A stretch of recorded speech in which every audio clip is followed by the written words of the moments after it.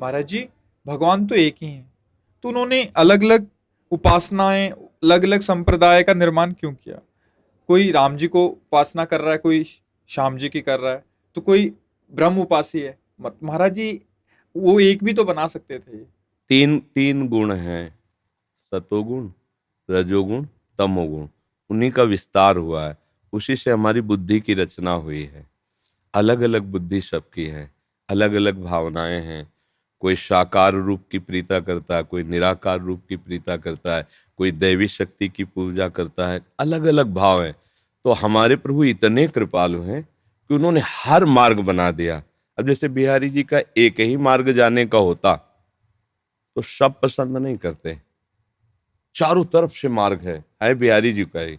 चारों तरफ से आप उधर से आइए तो उधर से आपको पुल से आना होगा, उधर से आए तो उधर से पुल से आना होगा, विद्यापीठ से भी जा सकते, परिक्रमा मार्ग, चारों तरफ से मार्ग बना दिए गए हैं बिहारी जी ही।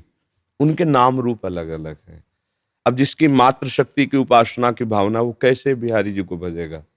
जैसे परमहंस जी ने माँ भद्रकाली को भगवत स्वरूप मान के भजा, इसीलिए हमारे प्रभु ने काली रूप धारण कर लिया। अलग अलग, कोई वीर रस का वृत्ति है ना, अलग अलग बुद्धि है ना, उसकी अलग अलग भावना है। तो हमारे आचार्यों ने इस भाव को बड़ा सरस करके, अब जैसे कोई भगवान को अपना बालक भाव में, पुत्र नहीं है, और उसने सोचा मैं भगवान को पुत्र बनाऊं।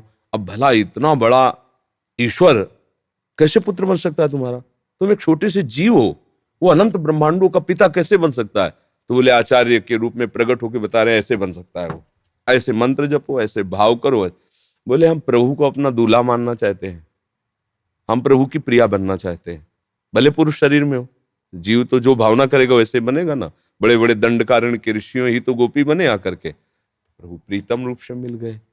हमें आप ऐसा यार चाहिए जो हमारे मन की बात जाने सदैव, हम इसको दोस्त बनाना चाहते हैं। अब इतने बड़े प्रभु को हम कैसे दोस्त बना सके? तो बोले आचार्य की शरण हो, मंत्र जपो तो सखा भाव की प्राप्ति हो जाएगी। कांता भाव, सखा भाव, दास्य भाव, शांत भाव, ये हमारे लिए सुविधा रखी गई है। जैसे एक ही घाट हो तो सबकी श्रद्धा नहीं बन सकती और सब नहा भी नहीं सकते एक घाट में, इतने लोग हैं।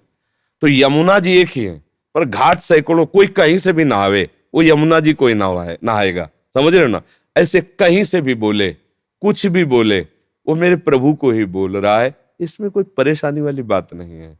और आप कोई भी संप्रदाय या कोई भी देवता की आराधना बताएं जिसमें ऐसा लगे कि ये बात नहीं होनी चाहिए, वो मनमानी कर रहा हो तो बात अलग है। हम तुम्हें शास्त्र से बता देंगे कि बिल्कुल जैसे हम कर रहे हैं ऐसे वो कर रहे हैं। हाँ, अब जैसे दुष्टता अपनी तुम लिए हुए हो वासना की, अब सोचो कि हम देवी की उपासना करते हैं, मुर्गा की बलि चढ़ाएंगे, इनकी बलि चढ़ाएंगे, उनकी, ये तुम्हारी वासना है। वो माँ है, उसको नहीं चाहिए ये सब। तुम अपनी वासना के शराब ये सब माँ को, उसका तुम्हें दंड मिलेगा। ऐसा नहीं कि तुम जो काट रहे हो तुम्हें परम पद मिलेगा। बल्कि शास्त्र में कोई भी मार्ग ऐसा नहीं बताया गया है जिसमें किसी की भी परेशानी हो, किसी को भी असंतुष्टता हो। सबको चलना है। अब प्रियता है, अब किसी को रौद्र रूप प्रिय भगवान का, अब शांत रूप कैसे आराधन कर सके? उसको प्रिय है वही, तो आ जाओ। भयंकर रूप है रुद्र के, 11 रुद्र रूप है, भैरव रूप उनका है, भद्रकाली प्रचंड रूप है उनका। किसी को सौम्य रूप से प्यार है तो आ जाओ ना, देखो राम रूप कितना सौम्य रूप, गंभीरता की मूर्ति, शांत एकदम। किसी को थोड़ा प्रेमी रूप चाहिए, आइए श्री कृष्ण की तरफ, आनंद मगन मन हर समय जो है रस बरसाते। तो ऐसे ही हमारे वही प्रभु विविध रूपों में अवतरित होकर के विविध भावनाओं वालों को सुख प्रदान कर रहे हैं। इसमें तो हमारे लिए सुविधा हो गई, असुविधा तो है ही नहीं ना। अब ये जो एक उपासना को बड़ा मानकर छोटे दूसरे को मानकर लड़ते झगड़ते हैं, ये बातें उपासना में, किसी भी उपासना में नहीं, किसी आचार्य ने नहीं कहा